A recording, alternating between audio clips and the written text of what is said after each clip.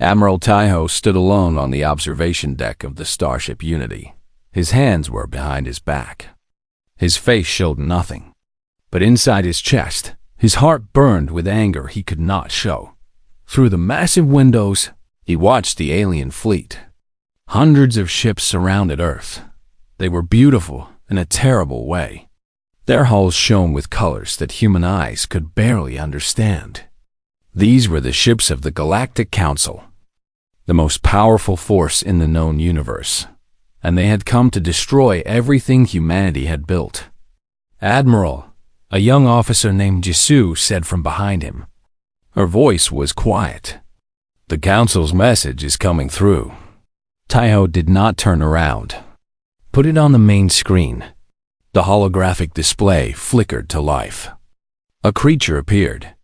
It had 4 arms and skin like polished stone. Its eyes were completely black like empty space itself. This was High Speaker Varth, the leader of the Galactic Council. "Humans of Earth," Varth spoke. Its voice was cold, like wind through dead trees.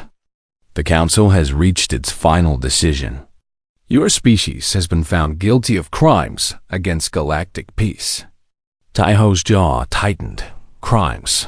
They called defending themselves a crime. "Your expansion into the neutral zone violated treaty law," Vorath continued. "Your military growth threatens the stability of all civilized species. Your nature is too aggressive, too dangerous. The Council cannot allow you to spread further." On the bridge behind Taiho, officers whispered to each other. Some were afraid. Some were angry. All were helpless. "Therefore," Vorath said, "humanity is hereby banished from Council space.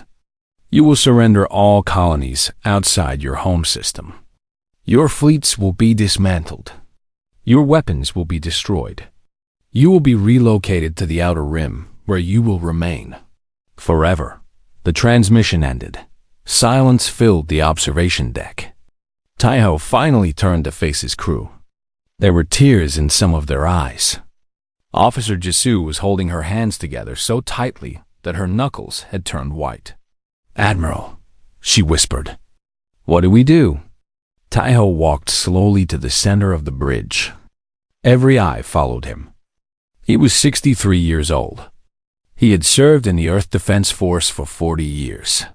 He had fought pirates, explored unknown space, and shaken hands with alien diplomats.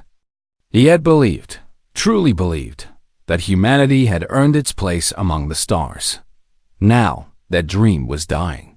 "We do what we must," Taiho said. His voice was steady. "We survive." The next weeks were the darkest in human history. Council ships moved through human space, like wolves through a sheep pen. Colony after colony was emptied. Billions of people were forced onto transport ships. Families who had lived on distant planets for generations watched their homes shrink in the distance. On Mars, a young engineer named Minho stood with his mother as Council soldiers marched through their city. The red dust of Mars swirled around them. Minho was only 25 years old. He had spent his whole life building things. Now he watched as aliens tore apart the factories his people had built. Why are they doing this? He asked his mother Dot. She was a small woman with tired eyes. She had seen too much in her 60 years. "Because they fear us?" she said simply. "Fear makes people do cruel things." On Earth, the governments of humanity met for the last time. Presidents and prime ministers sat together in the Great Hall of the United Nations. They argued. They shouted. Some wanted to fight. Others said fighting would mean death. In the end, they chose to live. Admiral Taiho was given command of the Exodus. 12,000 ships. 30 billion people. Everything humanity had left. They would travel to the Outer Rim, to a region of space so empty that even the stars seemed lonely there. Before the fleet departed, Taiho stood before the Council one final time. High Speaker Vorath looked down at him from its tall chair. Around Vorath sat representatives from 100 different species. They all watched Taiho like he was an insect. "Do you have final words?" Vorath asked Date, who looked up at the alien. He was just one human. Small, weak, mortal. But something in his eyes made Vorath lean back slightly. "We will remember this day," Taiho said. His voice echoed through the chamber. "Every human child will learn what happened here.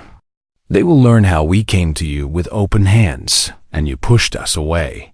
They will learn how we asked for friendship, and you gave us exile." Some of the council members shifted in their seats. A few looked uncomfortable. "You think you are removing a threat," Taiho continued. "You think that by sending us to the darkness, you will be safe. But you are wrong. Humanity does not die in the dark. We grow." Vorath made a sound that might have been laughter. Bold words from a defeated species. Taiho smiled. It was not a happy smile. "We are not defeated. We are just beginning." The fleet departed on a cold morning in December. Officer Jisoo stood next to Admiral Taiho on the bridge of the Unity. Through the windows, they watched Earth grow smaller and smaller. Blue oceans, white clouds, green lands, the birthplace of humanity, growing distant. "Will we ever come back?" Jisoo asked. Taiho did not answer immediately. He watched until Earth was just a small dot of light among millions of others. Then he turned away.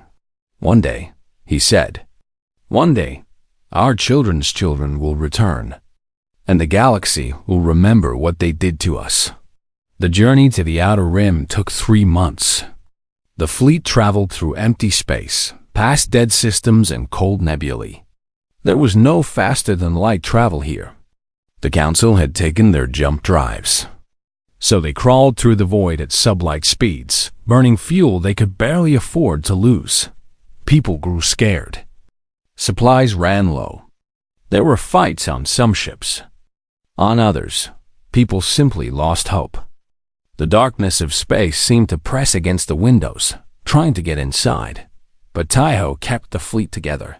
He moved from ship to ship, speaking to people, reminding them of who they were, reminding them that humanity had survived ice ages, plagues, and wars.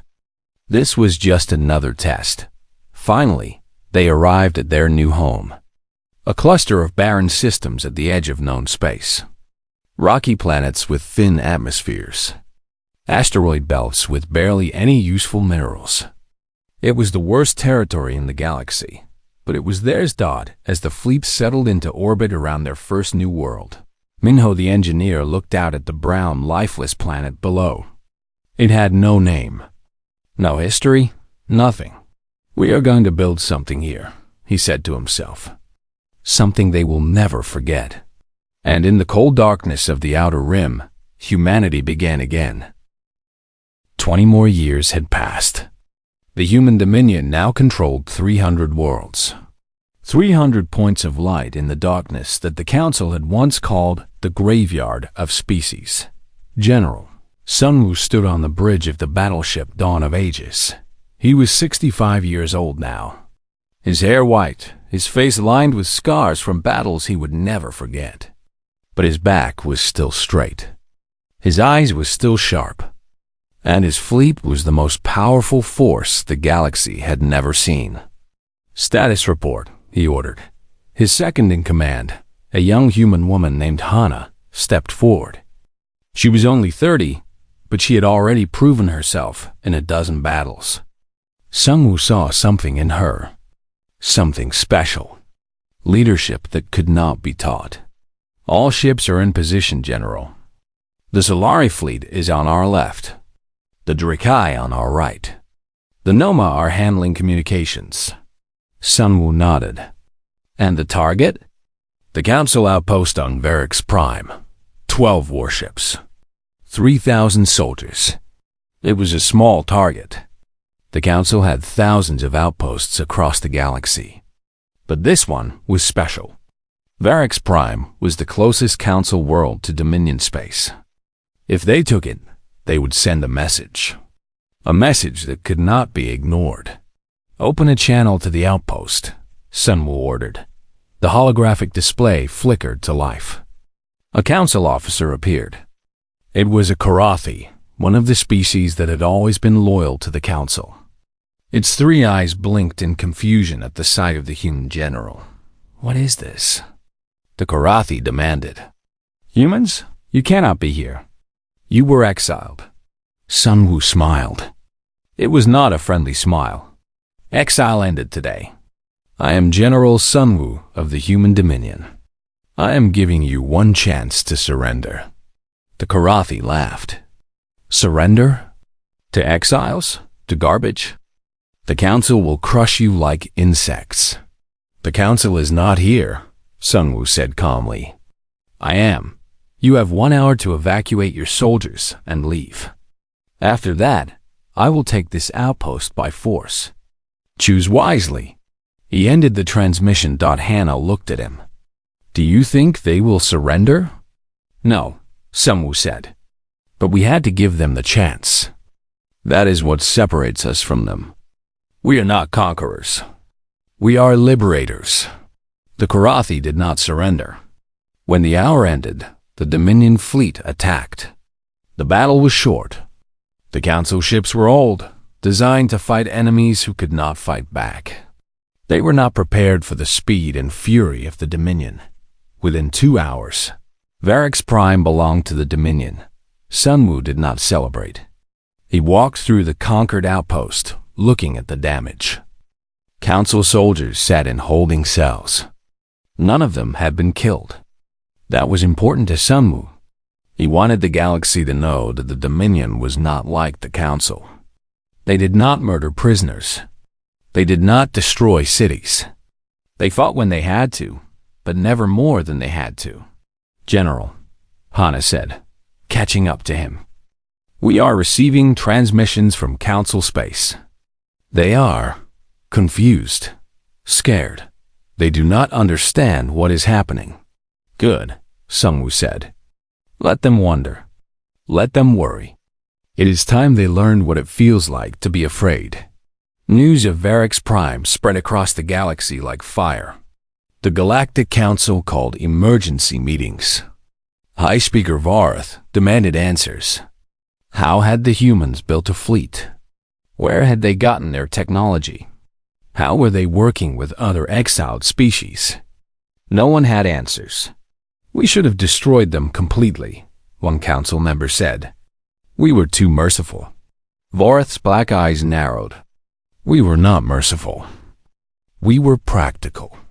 Destroying 30 billion beings would have been wasteful. But now we must correct our mistake." The council sent a war fleet to the Outer Rim. 500 ships. The largest force they had assembled in centuries. They expected to crush the Dominion quickly. They expected the exiles to run. They were wrong. The Battle of the Rim Gates lasted 3 days. The Dominion fleet was smaller, but it was faster. Its weapons were more advanced. And its soldiers fought with a fury that the Council had never seen. General Sunwoo commanded from the dawn of ages. Commander Yuna, now 70 years old but still flying, led the exploration ships that had been converted into attack vessels. The Drakai warriors crashed into Council ships with no fear of death. The Solari used technology they had hidden for decades. The Noma coordinated everything, their natural gift for communication, keeping the Allied fleet working as one. On the 3rd day, the Council fleet retreated. 200 of their ships had been destroyed. They limped back to Council space with a terrible message. The exiles were not weak anymore. After the battle, Sunwoo held a meeting with the leaders of all the Dominion species. They gathered in a great hall on New Sol. Humans, Noma, Solari, Drakai, Veldry, and a dozen others. Old enemies who had become family. "We won the battle," Sunwoo said. "But the war is just beginning. The Council will not stop. They cannot stop. If they let us exist, other species will see that resistance is possible. They will lose control of the galaxy." The Drakai representative, a massive warrior named Corvin, stood up. Then we destroy them. We burn their worlds. We end them. Sunwoo shook his head. No, that is not who we are. The Council rules through fear and destruction. We cannot become what we hate. Then what do we do? The Solari leader asked. Hannah stepped forward.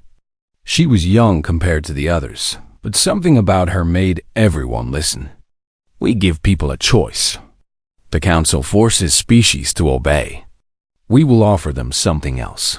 Partnership, equality, a place where they are valued, not controlled. Sunwoo looked at her with pride. She is right. Our strength is not just in our ships or our weapons. Our strength is in what we believe. We believe that every species has value. We believe that the galaxy belongs to everyone, not just the powerful.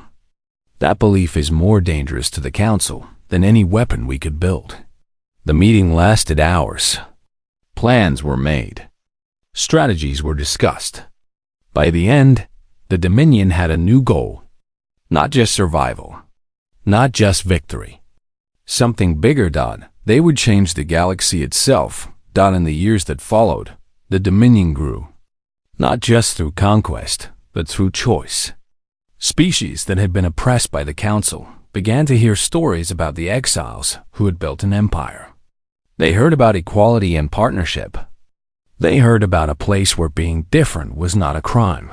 Some species fled Council space and joined the Dominion. Others rebelled against their Council masters. Small uprisings became larger movements. The Council's control began to crack. Governor Ayunji, now 90 years old, gave her last public speech before retiring. She stood in the great square of New Seoul, surrounded by millions of beings from dozens of species. 80 years ago, she said, her voice still strong, the Council sent us to die. They called us aggressive, dangerous, unworthy of the stars. But they made a mistake. They thought exile would break us. Instead, it made us stronger. The crowd cheered. We found allies in the darkness. We found friends among the forgotten. We built something beautiful out of nothing. And now the galaxy is changing. Not because we conquered it, but because we showed another way. She paused, looking at the faces around her. Human faces. Alien faces. All of them part of something greater. I will not live to see the end of this story, Yunji said. But I know how it ends. It ends with freedom. It ends with equality. It ends with a galaxy where no one is thrown away. That is the future we are building. That is why we fight. When she finished, the crowd did not just cheer. They cried. They embraced each other. They believed. General Sunwoo retired a year later, passing command to Hannah. She was 40 now, experienced and wise. The perfect leader for the challenges ahead. The Council is weakening, she told her officers on her first day in command. But they are not defeated. We must be patient. We must be strong. And we must never forget who we are. She looked out at the fleet that now numbered over 1,000 ships. At the worlds that numbered over 500. At the alliance that had grown from nothing to become the greatest force for change the galaxy had ever seen. We are the Dominion, she said. We are the unwanted, the forgotten, the thrown away. And we are going to save this galaxy, whether it wants us to or not. In Council space, High Speaker Varath watched reports of more uprisings, more defections, more losses. The empire that had lasted 10,000 years was falling apart. And Varath knew, in the deepest part of its ancient mind, that the Council had caused this themselves by throwing away the humans. They had created their greatest enemy, and now it was too late to stop them.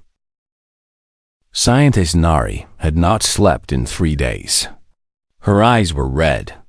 Her hands were shaking from too much coffee. But she could not stop working. The secrets of the ancient gate were too important. She stood in the underground vault of the dead world, surrounded by machines older than human civilization. Her team of 40 scientists worked around her, studying every part of the technology they had found. "Run the test again," she ordered. Her assistant, a young man named Woojin, pressed several buttons on a control panel they had learned to operate. The massive gate in the center of the room began to hum. Energy flowed through its dark metal frame. The air seemed to vibrate. Then, in the center of the ring, space itself began to fold. A window opened. Through it, Nari could see stars she did not recognize. Another part of the galaxy, thousands of light years away, but looking as close as the next room. "It works," Woojin whispered. "It actually works." Nari nodded slowly. 6 months of study. 6 months of careful experiments. Now they finally understood how to activate the gate, how to aim it, how to travel anywhere. "Send a message to Governor Yunji," Nari said. "Tell her we are ready for the next step." Back on New Seoul, things had changed. The discovery of the ancient technology had given people hope. New factories were being built using designs found in the vault. Medicine that could cure diseases that had killed thousands. Energy systems that were 10 times more efficient than anything humans had built before. And most importantly, new ships. General Sunwoo stood in the orbital shipyard of New Seoul. He was 45 years old. A military man who had spent his whole life preparing for a fight that might never come. Now that fight was coming closer every day. "How many ships do we have?" he asked his aide. 50 combat vessels. 100 transport ships. More being built every week. Sunwoo looked at the ships floating in space. They were different from the old human designs. Stronger. Faster. Built with technology that the Council did not know humanity possessed. "It is not enough," he said. "But it is a start."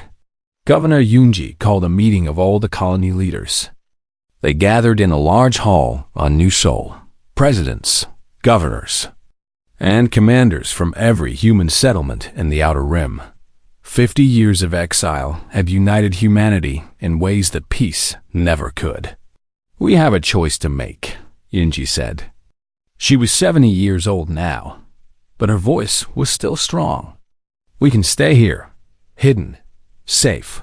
We can build our little kingdom in the darkness and hope the Council never notices us."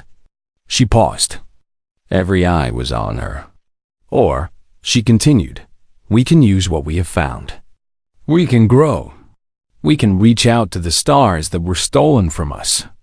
We can become something greater than we ever were before." A woman named Jie stood up. She was the leader of the mining colonies. "If we expand, the Council will notice. They will come for us again."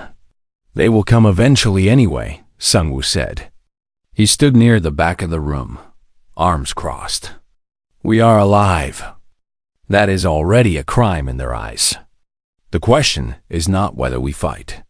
The question is whether we fight on our terms or theirs. The room erupted in debate. Some were afraid. Some were angry. Some just wanted to be left alone. But in the end, the vote was clear.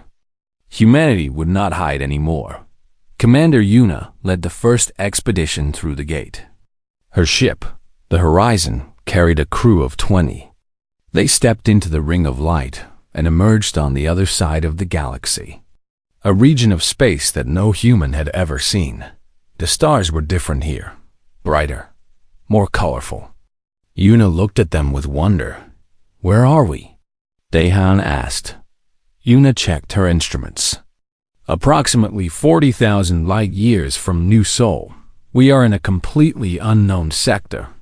They explored for days. They found planets rich with resources. They found asteroid belts full of metals. They found everything the Outer Rim colonies needed to survive and grow. But they also found something else. On a small moon orbiting a gas giant, they detected signals. Electronic patterns. Technology. "Someone lives here," Soin said, looking at her screen. Yuna felt her heart beat faster. Take us in, carefully. The moon had a thin atmosphere. On its surface, they found a settlement. Small buildings, simple technology, and people. Or something like people. The aliens were small, about the size of human children. They had gray skin and large eyes that seemed to glow in the dim light. When they saw the human ship landing, they gathered together in fear. Una stepped out of the horizon with her hands raised. She showed she had no weapons. She moved slowly. Gently. One of the aliens came forward. It was older than the others. Its eyes were wise and sad. "You are not council," it said. Its voice was strange, but the translator implant in Una's ear turned its words into something she could understand. "No," Una said. "We are human. We are from the outer rim." The alien made a sound that might have been laughter. "The rim? The council sends exiles there. They throw away species they do not want." Una nodded. "Yes, they threw us away too. 60 years ago." The alien studied her for a long moment. "My people are called the Noma. The council took our world 100 years ago. They said we were too weak to deserve a place in the galaxy. They sent us here to die." Una felt a cold anger in her chest. The same anger she had carried her whole life. "They did the same to us." The old Noma tilted its head. "But you built ships. You found the gates. You did not die." "No, we did not." The Noma elder looked at its people. They were thin, hungry. Their settlement was falling apart. They had almost given up. "We have been alone for so long," the elder said. "We thought no one cared. We thought the universe had forgotten us." Una knelt down so she was at eye level with the elder. "We have not forgotten you, and we are not going to leave you here." The alliance between humans and the Noma was just the beginning. Over the next 10 years, humanity found more abandoned species, more exiles, more people the council had thrown away like garbage. There were the tall, thin Solari, whose crime was questioning the council's laws. There were the powerful Drake, warriors who had refused to fight in the council's wars. There were the gentle Veldry, artists and dreamers who were considered too peaceful to be useful. Each species had its own story. Each had its own pain. But they all had one thing in common. The Galactic Council had decided they were worthless. And the Galactic Council had been wrong. Scientist Nari built more gates. General Sunwoo trained armies from a dozen different species. Governor Yunji negotiated treaties and alliances. Commander Yuna explored further and further, finding more allies, more resources, more hope. And slowly, in the forgotten corners of the galaxy, something new was being born. Not just a human empire. Something bigger. A union of the unwanted. A family of the forgotten. They called it the Dominion. A new soul. Now a thriving world of 10 billion people. Nari stood before a crowd of humans and aliens. She was 60 years old now, gray-haired and tired. But her eyes still burned with the same fire that had driven her to unlock the secrets of the ancient gates. "The council thought they were throwing away garbage," she said. "They thought they were getting rid of problems. But they made a mistake. They gave us to each other. They created something they cannot destroy." The crowd cheered. Humans and Noma and Solari and Drakai and Veldry, all standing together, all believing in something greater than themselves. Far away, in the gleaming halls of the Galactic Council, High Speaker Varath received troubling reports. Ships appearing where no ship should be. Signals from regions of space that were supposed to be empty. Rumors of exiled species working together. "It is nothing," Varath told the other council members. "Just refugees trying to survive. They will die eventually. They always do." But even as Varath spoke, there was doubt in those black, empty eyes. Something was happening in the outer rim. Something unexpected. And the council was about to discover that the Species they had thrown away were not weak at all. They were just getting started. 100 years after the exile, humanity returned to Earth. President Hana stood on the bridge of the flagship Unity, named after Admiral Taiho's old ship. She was 50 years old now, with gray in her hair and lines around her eyes. But she stood tall and proud as the blue planet filled the viewscreen. "It is beautiful," she whispered around her. The bridge crew watched in silence. Many of them had never seen Earth. They had only heard stories from grandparents who remembered green forests and blue oceans. Now those stories were becoming real. President, her communications officer, said, "We are receiving a transmission from the surface." Hannah nodded. "Put it through." The holographic display flickered. An old Karathi appeared. Its 3 eyes were tired and sad. It wore the symbols of the Galactic Council, but those symbols seemed heavy now, burdensome. "I am Council M. North," the Karathi said. "I speak for what remains of the Council. We request a meeting to discuss terms." Hannah looked at the alien that had once been her enemy. The Council had spent a century throwing species away. Now they were the ones who had been left behind. "Terms of what?" she asked. North hesitated. "Terms of surrender or alliance. Whatever you will accept. The Council is broken. We cannot govern anymore. There are rebellions on 100 worlds. Our fleets are scattered. We need help." The word hung in the air. Help. The mighty Galactic Council was asking the humans they had exiled for help. "I will meet with you," Hana said. "On Earth, in the city of Seoul, where my ancestors came from." North bowed its head. "We will be there." The meeting took place in a building that had once been a museum. Now it was a symbol, a place where the past met the present, where old enemies might become new friends. Hana arrived with a small group of advisors. Corvin, the Drakai warrior, who had become one of her closest allies, stood at her side. Yuna's granddaughter, a young explorer named Dami, represented the fleet. And an old Noma elder, the grandson of the first Noma leader who had welcomed humanity, stood as a witness for all the forgotten species. North came with 5 other council members. They were the last of the old government. The others had fled or been removed by their own people.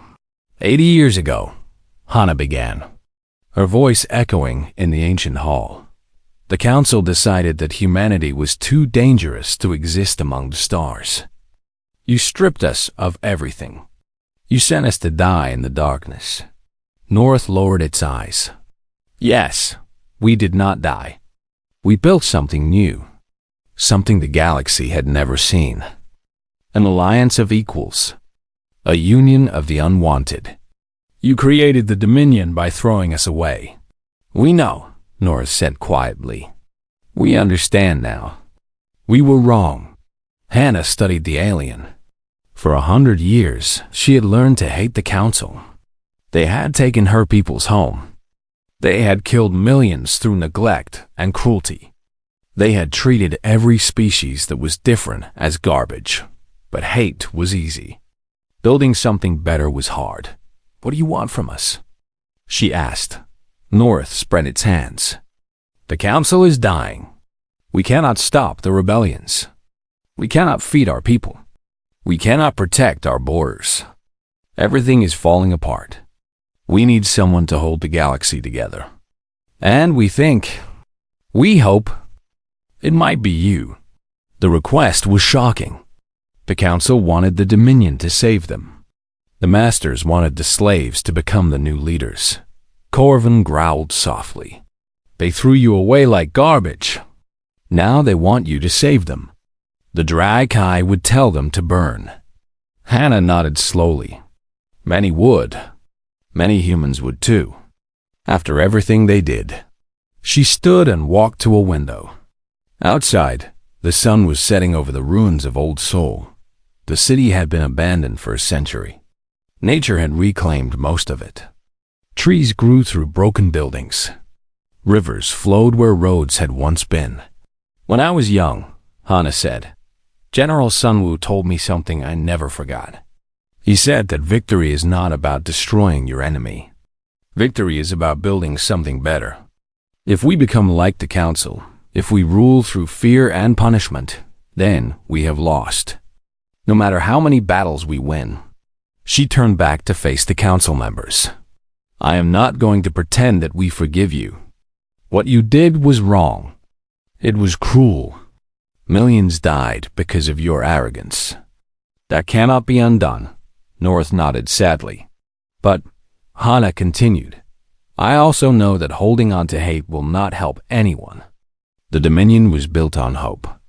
On the belief that every species has value. If we refuse to help you now, we betray everything we claim to believe. She returned to her seat and looked at her advisors. Corvin's expression was hard, but he said nothing. Dami nodded slowly. The Noma elder touched his heart in a gesture of approval. The Dominion will help, Hana said, but not as conquerors. We will help as partners. The Council will no longer rule the galaxy. Instead, there will be a new government, a federation of equals. Every species, including yours, will have a voice. Every world will have a vote. North's eyes widened. You would give us a voice? After everything? Yes, because that is what separates us from what you were. Power is not about control. Power is about lifting others up. That is the lesson humanity learned in the darkness. That is the lesson we will teach the galaxy. The negotiations lasted weeks. It was not easy. There were arguments. Old hatreds rose to the surface. Some species did not want to forgive the Council. Some Council members did not want to share power. But slowly, carefully, a new government began to take shape. The Galactic Federation. Not a council of masters. Not an empire of exiles. Something new. Something the galaxy had never seen.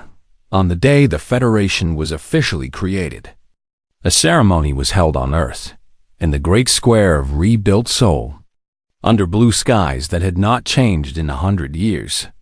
Representatives from 500 species gathered. Humans and Noma, Drakai and Solari, Karathi and Veldry. Old enemies standing together. President Hana gave the final speech. 100 years ago, she said, humanity was told that we had no place among the stars.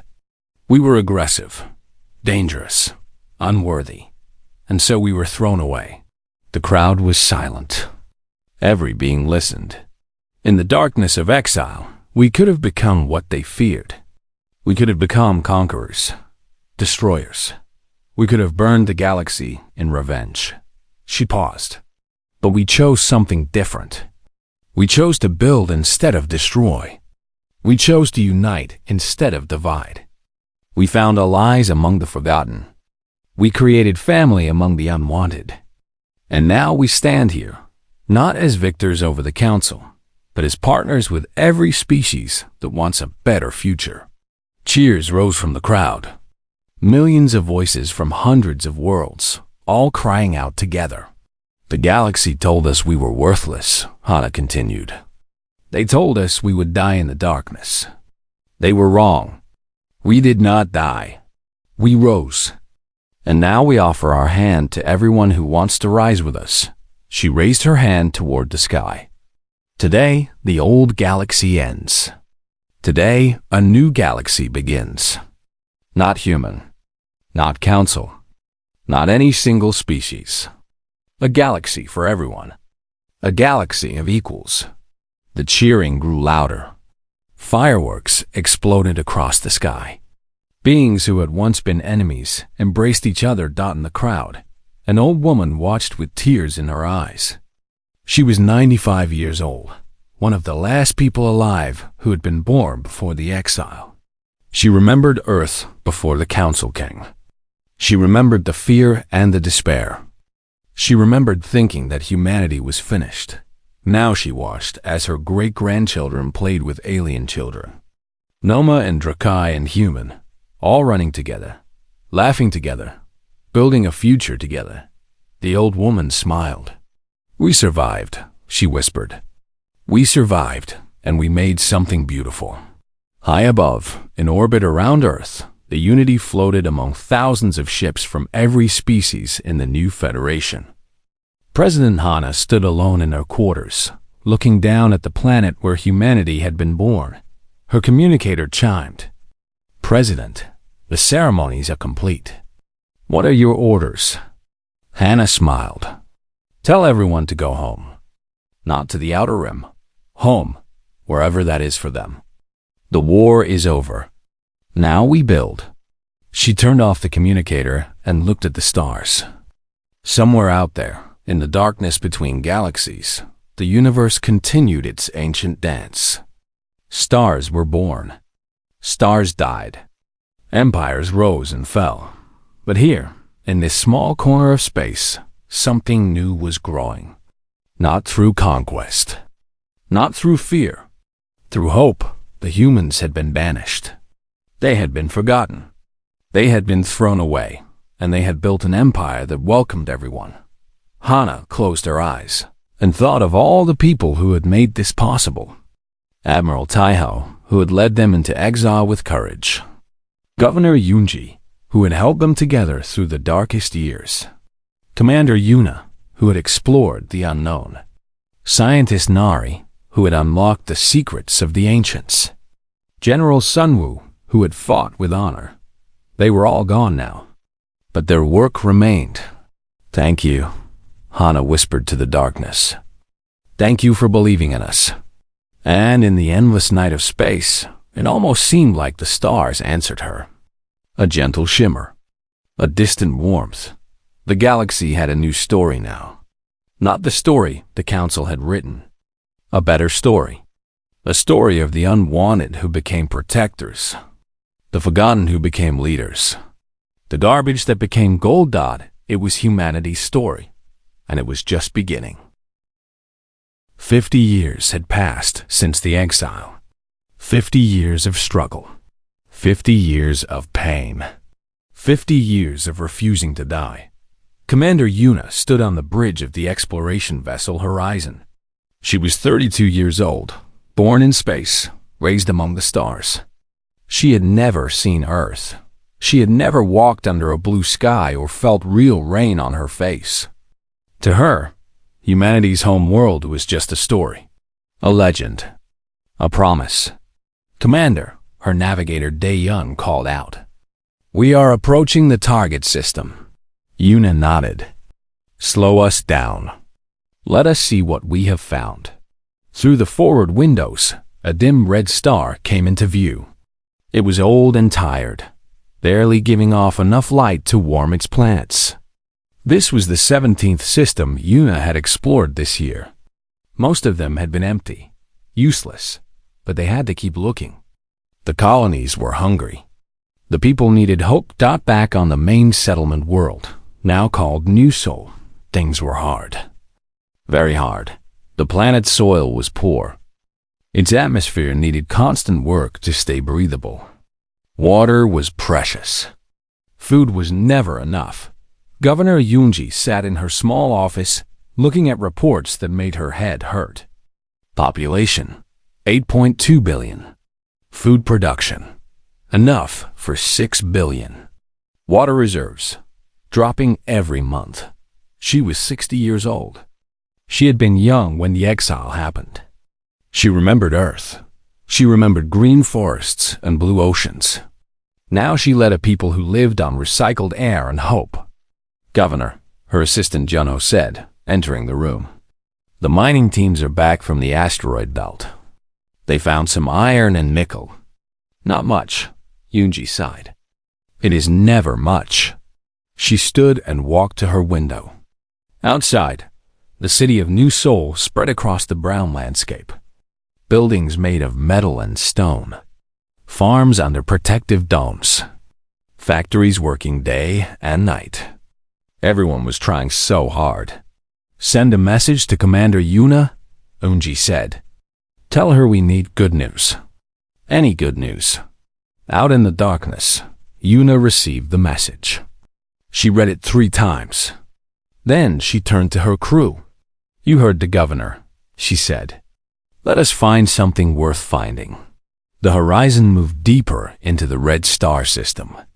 There were 7 planets. The first 4 were nothing but rocks.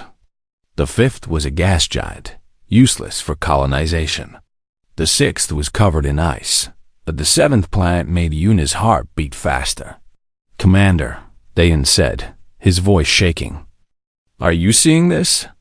The planet was gray and cold, but on its surface there were structures, buildings, roads, things that had been made by intelligent hands. Someone had lived here. Long ago, but they had lived here. Take us down, Yuna ordered. They landed near what looked like a ruined city. The air was thin but breathable. The gravity was light. Yuna stepped out of the ship with 5 crew members behind her. Their boots crunched on the frozen ground. The city was ancient. Thousands of years old, maybe more. The buildings were made of some kind of black metal that did not rust. The streets were perfectly straight. Whoever built this place had been very advanced. Who were they? One of the crew members, a young woman named Soyen, asked. Yuna shook her head. I do not know, but they are gone now. They explored for hours. They found empty homes filled with dust. They found machines that had stopped working long ago. They found bones of creatures that looked almost human, but not quite. Then, deep beneath the city, they found something else done. It was a vault. A massive underground chamber sealed with doors 10 meters thick. Minho, now an old man of 75, would have loved to see this. He had died 3 years ago, but his daughter Nari had become a scientist. She was back on New Seoul, waiting for samples. Can we open it? Yuna asked her engineer. The engineer, a quiet man named Kwang Su, studied the door. Yes, but it will take time. They worked for 2 days. Finally, the ancient seal broke. Air rushed out, cold and stale. Lights flickered on inside, powered by technology that had waited patiently for visitors. Inside the vault, Yuna found the greatest treasure humanity had ever discovered. There were machines, hundreds of them. Devices for building, for healing, for creating. And in the center of it all, standing like a monument, was something that made Yuna fall to her knees. A gate, not a door, not a passage. A gate. A ring of dark metal 30 meters wide. And carved into its surface were symbols that seemed to glow with inner light. What is this? Soin whispered. Yun touched the cold metal. Something in her mind seemed to wake up. Information flowed into her thoughts. Images, words, knowledge. She gasped and stepped back. It is a jump gate, she said. It bends space. You step through here, and you come out somewhere else. Anywhere else. The crew stared at her. The council has gates, Dayan said slowly. They control all travel between star systems. But they said the gates were given to them by ancient gods. Yuna laughed. It was a bitter sound. They lied. There were no gods. There were just people. People like whoever lived here. People who built these gates. And the council found them. They kept a secret. They used it to control everyone. She turned to face her crew. Her eyes were bright with tears and anger and something else. Something like hope. The council did not give us this technology because they did not want us to have it. They wanted to keep us weak, dependent. But now we have found our own gate. We have found their secret. The horizon raced back to New Seoul. Yuna barely slept the entire journey. Her mind was full of possibilities. Full of dreams. When she arrived, Governor Yoonji met her personally. Yuna told her everything. She showed her the recordings. She explained what the gate could do. Eung listened in silence. When Yuna finished, the old governor sat very still for a long time. "You are telling me," Yunji said slowly, "that we can now travel anywhere in the galaxy instantly?" "Yes." "You are telling me that the Council's greatest advantage is no longer theirs?" "Alone." "Yes." Yunji looked out her window at the struggling city below, at the people working so hard just to survive, at the children playing in the dust. "Does anyone else know about this?" "Only my crew. And now you." Yunji nodded slowly. "Then we keep it secret. For now, we learn everything about this technology. We understand it completely. And then, when we are ready." She did not finish the sentence. She did not need to. Yuna smiled. "I will bring scientist Nari to the site. She's the smartest person I know. If anyone can understand this technology, she can." The next months were the busiest in human history. Nari led a team of scientists to the dead world. They studied the gate. They studied the machines. They learned secrets that changed everything. And slowly, carefully, quietly, humanity began to change. The outer rim was still dark. The colony still struggled. But now there was a light in the darkness. A small flame of hope that grew stronger every day. The Galactic Council did not know. They had forgotten about the humans they had thrown away. They assumed the exile was permanent. They assumed humans would die in the darkness. They were very, very wrong. In her small ship, flying between systems that had no names, Commander Yuna looked at the stars. Somewhere out there was Earth. Somewhere out there was the council that had cast her people into the void. "We are coming back," she whispered to the darkness. "Not today. Not tomorrow. But soon. And when we return, everything will be different." The stars did not answer. But Yuna did not need them to. She already knew the truth. Humanity's exile was ending, and its rise was just beginning.